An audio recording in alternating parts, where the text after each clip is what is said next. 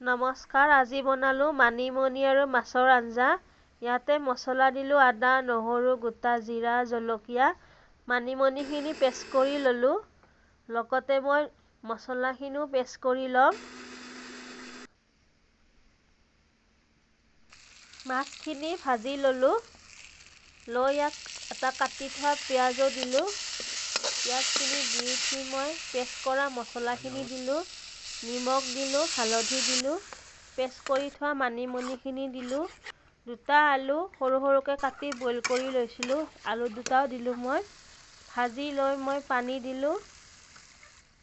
অলপ উতল অহাৰ পিছত মই মাছখিনি দিম।